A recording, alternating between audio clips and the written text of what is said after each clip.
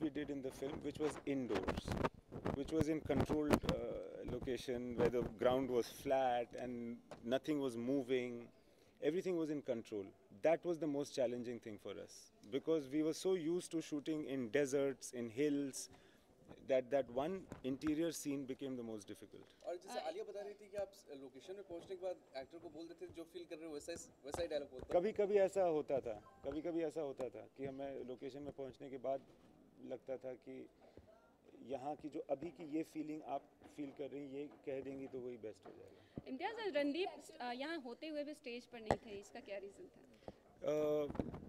इसका ये रीज़न था कि जब फिल्म रिलीज़ होने वाली होगी ना तो कुछ पत्ते हम तब खोलेंगे यार।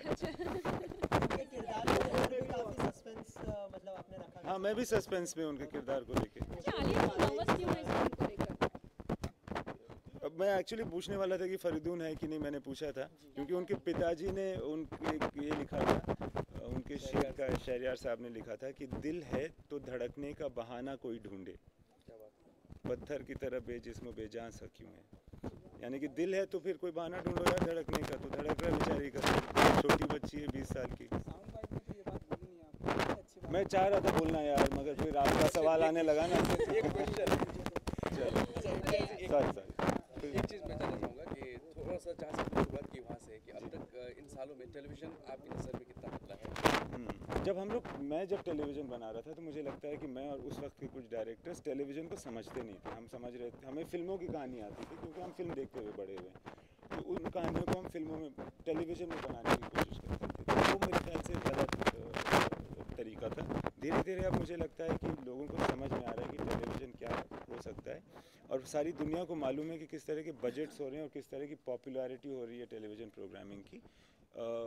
बदलाव आता रहेगा मेरे ख्याल से, बहुत अलग अलग तरह के सीरियल्स एक साथ में हिंदुस्तान में चलेंगे। और एक आपकी गुड विशेष चाहिए हमें कि हमारा शो 10वें साल में इंटर कर रहा है, सास बहू साजिश। अगर आप हमें 10वें सालगिरह की बधाई दे दें। सास बहू और साजिश को 10वें साल की बहुत बहुत मुबारकबाद। इम्तियाज, दो question.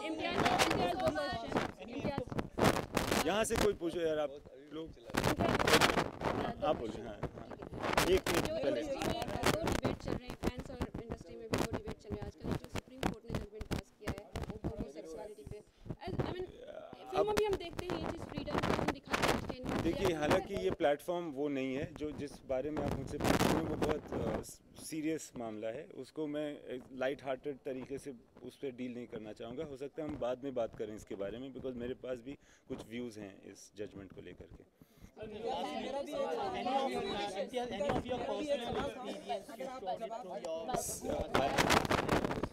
I feel that always when you're making movies, there are some personal experiences that you draw from. कोई डायरेक्टली ऐसा कोई पर्सनल एक्सपीरियंस तो नहीं था, बट जो मैंने अपने ज़िंदगी के सफ़र में कई बार देखा है वो सारी चीज़ें थी उसके अंदर। एक सवाल थोड़ा सा आप बोलो सर। आई होप कि आप जवाब देंगे। बहुत अच्छी दोस्त हैं वो आपकी, तो इन दिनों जानना चाहूँ कैसी हैं वो। ईमान अली बहुत अच्छी दोस्त हैं आपकी, ठीक ठाक हैं, ध्यान रखते हैं आप उनका, बस इतना जानना चाहूँ। आप मेरा ध्यान नहीं रखते, ये तो नहीं, आप ध्यान नहीं रखते मेरा।